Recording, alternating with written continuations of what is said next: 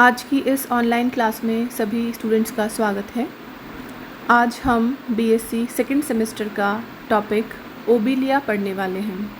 Obelia phylum Coelenterata का member है जो निडेरिया भी कहलाता है। सिलेंट्रेट या निडेरिया ऐसे प्राणी हैं जिनमें दंश कोशिकाएं या नीडोब्लास्ट पाई जाती हैं। ओबिलिया समुद्र में पाया जाता है और इसके जीवन में दो अवस्थाएं पाई जाती हैं, पॉलिप और मेड्यूसा। पॉलिप अवस्था इमूवेबल होती है और छोटे पौधे के समान ब्रांच्ड अवस्था में पाई जाती है, जबकि मेड्यूसा अवस्था मूवेबल या फ्री स्विमिंग अवस्था होती है जो कि पानी में एक जगह से दूसरी जगह तैर सकती है। यहाँ आप जो स्ट्रक्चर देख रहे हैं ये ओबिलिया की पॉलिप अवस्था का स्ट्रक्चर है। ओबिलिया समुद्र में पाया जाता है और समुद्र में जहाँ शैलो वाटर है वहाँ पर पाया जाएगा। और पॉलिप अवस्था मेनली जो भी चट्टानें हैं या मॉलस्क प्राणियों के शेल हैं या छोटे पौधे, उनकी ब्रांचेस या कई टिम्बर या लकड़ी के टुकड़े, इस तरह की चीज़ों के ऊपर उगे हुए या हम कह सकते हैं कि अपने आप को स्थापित किए हुए पाए जाते हैं ओबिलिया का पॉलिप अवस्था।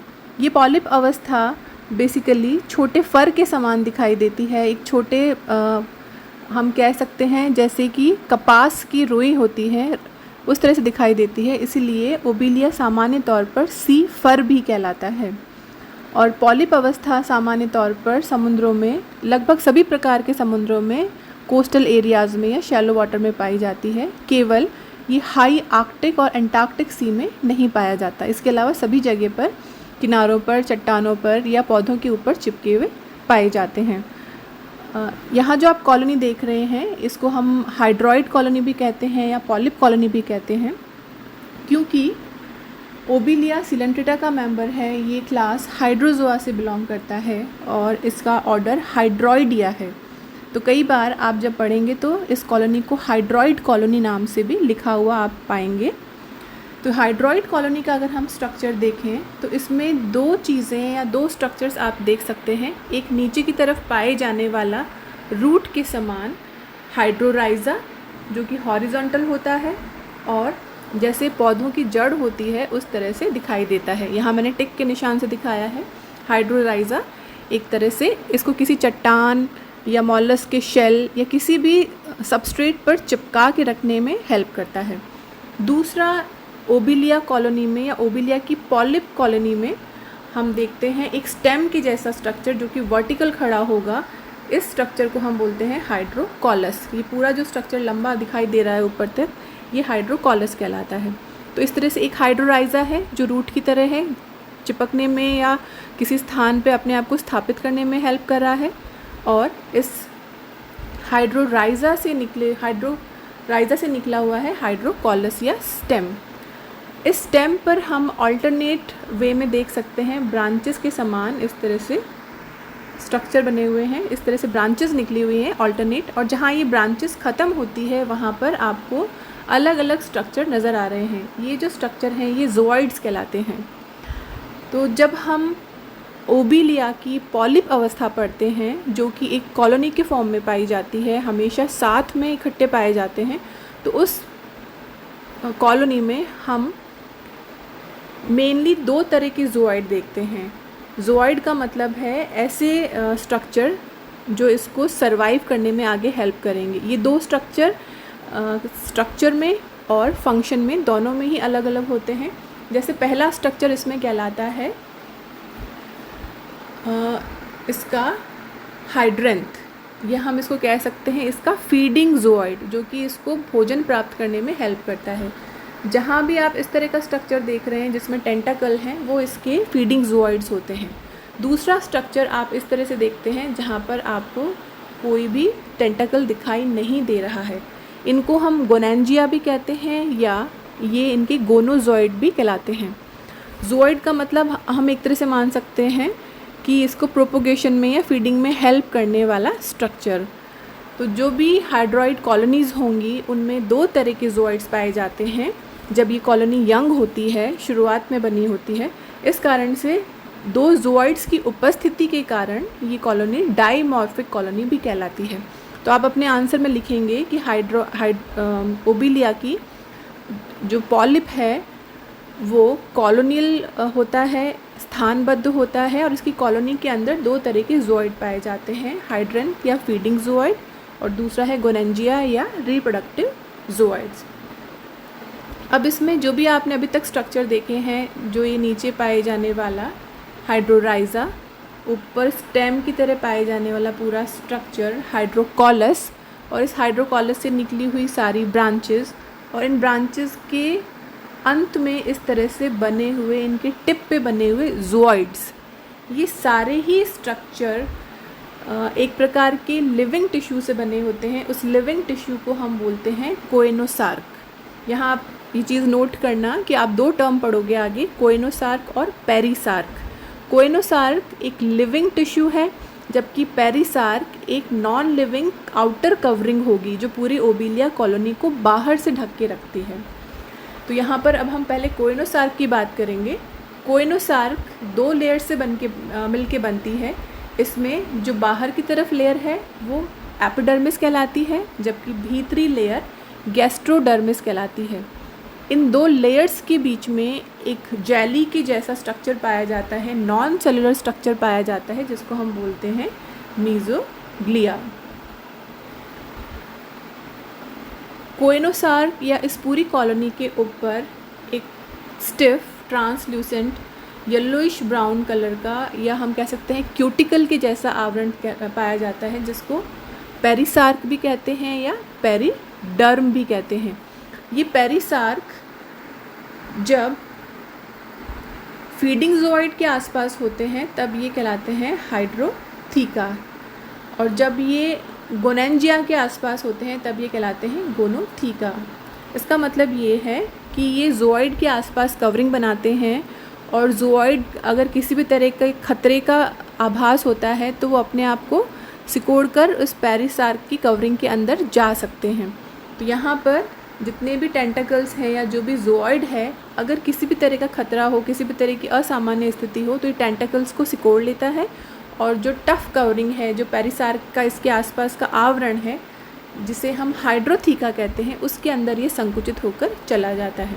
ऐसे ही यहाँ पर गोनोथीका है, लेकिन गोनोथीका इसको पूरी तरह से कवर किए हुए है, गोनेंजिया को, जो रिप्रोडक्टिव ज़ूऑइड है उसको।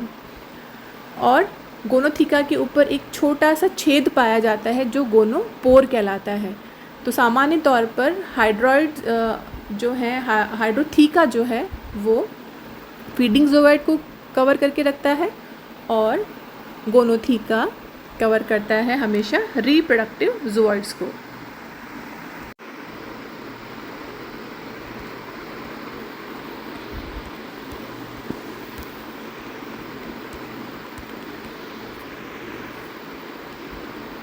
इसके बाद हम देखेंगे कि मेनली फीडिंग ज़ूऑइड्स और रिप्रोडक्टिव ज़ूऑइड्स जिसकी हमने बात की, उनमें अंतर क्या है, क्या डिफरेंस पाया जाता है। तो जिनको हम फीडिंग ज़ूऑइड्स कह रहे हैं वो न्यूट्रिटिव ज़ूऑइड्स या गैस्ट्रोज़ूऑइड भी कहलाते हैं, जबकि रिप्रोडक्टिव ज़ूऑइड्स को हम गोनेंजिया, गोनोज़ॉइड्स या ब्लास्टोस्टाइल भी कहते हैं। जितने भी फीडिंग ज़ूऑइड्स हैं वो संख्या में हमेशा ज़्यादा होते हैं, और इनके आसपास हमेशा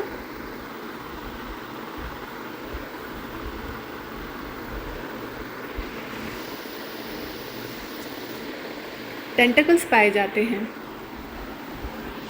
जबकि रिप्रोडक्टिव ज़ूऑइड्स की संख्या हमेशा कॉलोनी में कम होगी। तो आप जितनी भी शाखाएं देखेंगे पॉलिप कॉलोनी की, उनके जो सिरे हैं उनमें गैस्ट्रोज़ोइड्स ज़्यादा पाए जाते हैं, क्योंकि ये फूड को कैप्चर करके और कॉलोनी को न्यूट्रिशन प्रोवाइड करने में हेल्प करते हैं। यहाँ पे एक चीज़ ध्यान देने वाली है कि जो पॉलिप कॉलोनी है या ओबिलिया की जो कॉलोनी हम पढ़ रहे हैं, ये बेसिकली जो भी क्रस्टेशियन एनिमल्स हैं, छोटे छोटे से वर्म्स जो हैं, उनको अपने टेंटिकल्स की हेल्प से पकड़कर खाने का काम करती है। और टेंटाकल्स के ऊपर बहुत छोटी छोटी सी नीडोसेल्स, नीडोब्लास्ट या दंश कोशिकाएं पाई जाती हैं, इसीलिए इस फाइलम का नाम निडेरिया भी है या सिलेंट्रेटा भी है। Then coming back to gastrozooid, जो गैस्ट्रोजॉइड्स हैं ये इस तरह से सिलेंड्रिकल होते हैं और इनके अंत में टेंटाकल्स पाए जाते हैं, और ये एक स्टॉक के द्वारा, नीचे आप देख सकते हैं, एक स्टॉक के द्वारा मेन जो स्टेम होता है कॉलोनी का, जिसको हम हाइड्रोकॉलस भी कहते हैं, उससे जुड़े हुए रहते हैं, उससे कनेक्टेड रहते हैं। इनके फ्री एंड पर ऊपर की तरफ एक छोटा सा माउथ पाया जाता है, जिससे कि किसी भी वर्म को कैप्चर करके अंदर की तरफ ले लेते हैं। और सेंटर के अंदर जो आप देख रहे हैं ये कैविटी, इस कैविटी को हम बोलते हैं गैस्ट्रोवैस्कुलर कैविटी। तो जो भी वर्म है, क्रस्टेशियन है, छोटे प्राणी हैं, वो टेंटाकल्स की मदद से कैप्चर करके, पकड़ के मुंह के अंदर, मुंह के द्वारा, मुख के छेद के द्वारा इसकी गैस्ट्रोवैस्कुलर कैविटी में लाकर डाइजेस्ट किए जाते हैं और पूरी कॉलोनी के अंदर इसको न्यूट्रिशन को वितरित कर दिया जाता है। इसके अलावा जो ट्यूबुलर पेरिसार्क है, इसके ऊपर जो बाहर का आप आवरण देख रहे हो, जो येलो आवरण है पेरिसार्क, वो अंदर के कोएनोडर्म को ढके रखता है। इस पेरिसार्क का यहाँ विशेष रूप से नाम दिया गया है हाइड्रेंथ। ऐसे ही हमने यहाँ पर जो पेरिसार्क था, जो कवरिंग थी, उसको गोनोथिका नाम दिया था। जितने भी गैस्ट्रोजॉइड्स हैं ये मेनली फूड को कैप्चर करने में, फूड को इंजेशन करने में, फूड का डाइजेशन करने में और पूरी कॉलोनी के नरिशमेंट में हेल्प करते हैं, इसलिए इनका नाम गैस्ट्रोजॉइड्स या फीडिंग जोइड्स हैं। जबकि आप ये दूसरी तरह का जो जोइड देख रहे हैं, इसका काम होता है रिप्रोडक्शन में हेल्प करना। यहाँ पे एक चीज़ आप नोटिस कीजिए, नोट डाउन कीजिए, तो जो भी ओबिलिया की पॉलिप हम पढ़ रहे हैं अभी, या इसकी जो पॉलिप कॉलोनी हम पढ़ रहे हैं, ये हमेशा एसेक्सुअली रिप्रोड्यूस करती है। तो यहाँ पर जो हम गोनेंजिया देख रहे हैं, ये जो स्ट्रक्चर देख रहे हैं, इसमें रिप्रोडक्शन एसेक्सुअली होगा, और एसेक्सुअल रिप्रोडक्शन से जो स्ट्रक्चर बनता है वो कहलाता है मेड्यूसा। तो मेड्यूसा इसकी जीवन की दूसरी अवस्था है। हमने पहले बात की थी कि इसकी जीवन में 2 अवस्थाएं पाई जाती हैं, पॉलिप अवस्था और मेड्यूसा अवस्था। तो अभी हम पॉलिप पढ़ रहे हैं, जो कॉलोनी के फॉर्म में होता है, एक जगह पे चिपका हुआ होता है चट्टान के ऊपर या किसी और प्राणी के ऊपर, और उस पर 2 जोइड बन रहे हैं। एक जोइड हमने पढ़ा अभी गैस्ट्रोजॉइड, दूसरा जोइड हम पढ़ रहे हैं गोनोजॉइड या गोनेंजिया। इस गोनोजॉइड पे बडिंग के द्वारा मेड्यूसा अवस्था बनेगी, इसके जीवन की दूसरी अवस्था, जो कि फ्री स्विमिंग अवस्था होती है। तो यहाँ पर जो गोनेंजिया है उसकी संख्या गैस्ट्रोजॉइड से कम होगी और इसमें माउथ नहीं होगा, क्योंकि एक चीज़ अभी तक क्लियर हो गई है कि इसका काम रिप्रोडक्शन करना है, इसका काम फूड को कलेक्ट करना या फूड को कैप्चर करना नहीं है। इसीलिए इसमें ना माउथ प्रेजेंट है और ना इसमें आप देखिए कोई टेंटकल भी प्रेजेंट नहीं है, केवल एक छोटी सी ओपनिंग है जिसको हम गोनोपोर कहते हैं, और इस गोनोपोर से मेड्यूसा जो है यहाँ से बाहर निकल जाता है पानी में फ्री स्विम करने के लिए। इसमें क्योंकि इसका काम फूड कैप्चर करना नहीं है, इसीलिए ये जो कैविटी यहाँ बड़ी आप देख रहे हैं गैस्ट्रोवैस्कुलर कैविटी, इस तरह की कोई कैविटी गोनोजॉइड्स में नहीं पाई जाती। गोनोजॉइड के अंदर जो लिविंग टिश्यू है, उस टिश्यू को जो लिविंग टिश्यू कोएनोसार्क है, उस टिश्यू को ब्लास्टोस्टाइल कहा जाता है। और ब्लास्टोस्टाइल में इस तरह से साइड में बडिंग के द्वारा छोटे छोटे से बड बन जाते हैं, उभार बन जाते हैं, और इन उभारों पर छोटे कप के शेप के आकार के या छोटे अम्ब्रेला के शेप के आकार के स्ट्रक्चर बनते हैं, जो बेसिकली नेक्स्ट स्टेज है मेड्यूसा। मेड्यूसा अवस्था बनने के बाद यहाँ से जो बाहर का छिद्र है उससे पानी में बाहर निकल जाती है।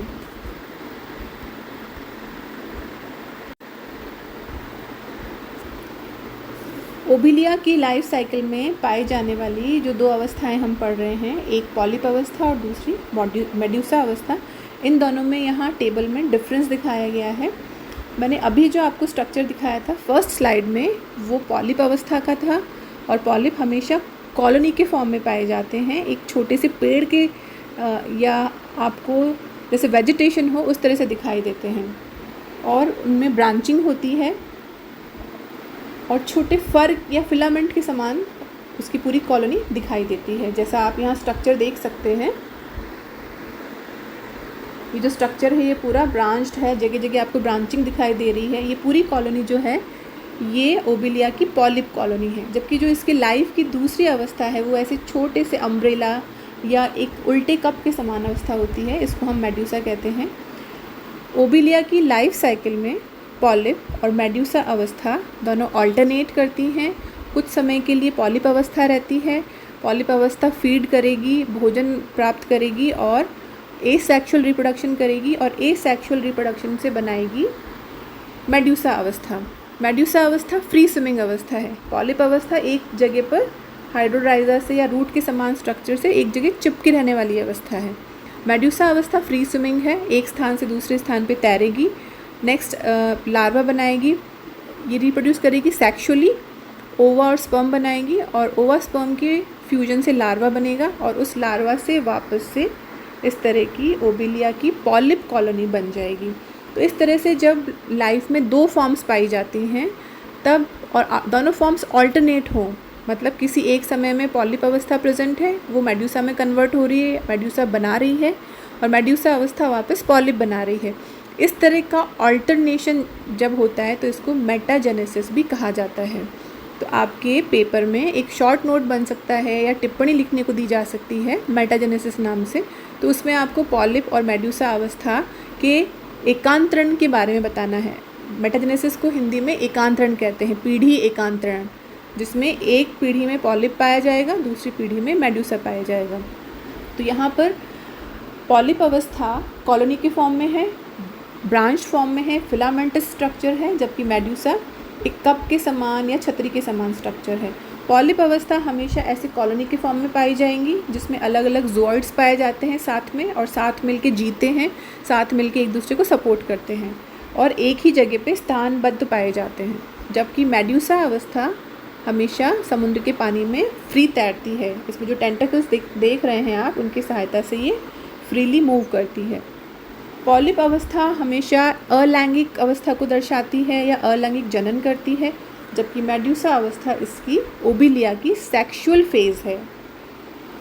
पॉलिप कॉलोनी के फॉर्म में होते हैं और जब ये कॉलोनी यंग होती है, शुरुआती अवस्था में, इस कॉलोनी के अंदर सिर्फ दो तरह के ज़ोइड्स होते हैं। एक गैस्ट्रोज़ोइड्स जो कि कॉलोनी में भोजन को पकड़ने में और न्यूट्रिशन में हेल्प करता है, और दूसरा ज़ोइड होता है गोनोज़ोइड जो कि एसेक्सुअल रिप्रोडक्शन में हेल्प करेगा।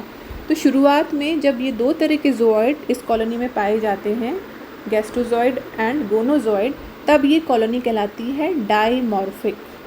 ओबिलिया की कॉलोनी डाइमॉर्फिक होती है। लेकिन जब ये मैच्योर हो जाती है और यहाँ पर एसेक्सुअल रिप्रोडक्शन होने लगता है, तब इसमें मेड्यूसा अवस्था बडिंग के द्वारा बनती है और यहाँ पे ब्लास्टोस्टाइल और मेड्यूसा इसमें दिखाई देने लगते हैं। तब कॉलोनी ट्राइमॉर्फिक हो जाती है। इसका मतलब मैच्योर कॉलोनी ट्राइमॉर्फिक होगी, यंग या इमैच्योर कॉलोनी हमेशा डाइमॉर्फिक होगी। ये आप अंतर स्पष्ट करें तो ये ज़रूर लिखें। मेड्यूसा की अगर हम बात करें तो मेड्यूसा एक छोटे से कप के समान स्ट्रक्चर है। ये 6 मिलीमीटर डायमीटर का होता है और इसमें ऊपर की तरफ ऐसे उभरी हुई सतह जो होती है, कॉन्वेक्स जो सतह है, वो इसकी आउटर या एक्स अम्ब्रेला सतह कहलाती है। जबकि इसकी इनर अंदर की तरफ वाली जो स्ट्रक्चर है, जिस कप अंदर से उल्टा होता है, उस तरह का कॉनकेव जो सरफेस है उसको हम कहते हैं सब अम्ब्रेलर सरफेस। इसके हॉलो कैविटी के अंदर से एक तरह का प्रोजेक्शन निकला रहता है, बाहर की तरफ प्रोजेक्शन लटका रहता है चौकोर, जो मैन्यूब्रियम कहलाता है। इस मैन्यूब्रियम के टिप पर एक छोटा सा स्क्वायर माउथ होता है जिसकी सहायता से ये अपना भोजन ग्रहण करेगा। यहाँ पर ये सेक्शन कटिंग के थ्रू दिखाया गया है, बीच में लटका हुआ मैन्यूब्रियम और मैन्यूब्रियम के टिप पे इसका माउथ, और जो पूरा इसके एजेस हैं, पूरे किनारे हैं कप के या मेड्यूसा के, उस पर टेंटेकल्स पाए जाते हैं। टेंटेकल्स के ऊपर दंश कोशिकाएं होती हैं, निडोब्लास्ट होती हैं, जो कि सिलेंट्रेटा का एक कैरेक्टरिस्टिक फीचर है। इन टेंटेकल्स की सहायता से ये भोजन भी ग्रहण कर सकता है और पानी में स्वतंत्र रूप से तैरता भी है। तो इस तरह से अभी हमने ओबिलिया का स्ट्रक्चर पढ़ा, जिसमें हमने ओबिलिया की लाइफ साइकिल में पाए जाने वाली 2 फॉर्म्स देखी हैं, 2 स्टेजेस देखी हैं। एक अवस्था होती है पॉलिप अवस्था, दूसरी होती है मेड्यूसा अवस्था। दोनों अवस्थाएं एकांतरण दिखाती हैं, ऑल्टरनेशन दिखाती हैं। एक अवस्था दूसरे को बनाएगी और दूसरी अवस्था वापस पहली अवस्था को बनाती है। इस घटना को मेटाजेनेसिस या पीढ़ी एकांतरण कहते हैं। पॉलिप अवस्था स्थानबद्ध होगी, किसी स्थान पर, किसी प्राणी पे, किसी लकड़ी के टुकड़े पर या पौधों पर चिपकी हुई पाई जाती है और कॉलोनी के फॉर्म में होती है, जबकि मेड्यूसा अवस्था फ्री लिविंग और छोटे कप या छाते के समान होती है। तो इस तरह से आज हमने ओबिलिया के स्ट्रक्चर के बारे में पढ़ा। इसके बाद जो भी हम वीडियो देखेंगे उसमें ओबिलिया का लाइफ साइकिल और इसकी बॉडी के दूसरे फंक्शंस के बारे में बात करेंगे। Thank you.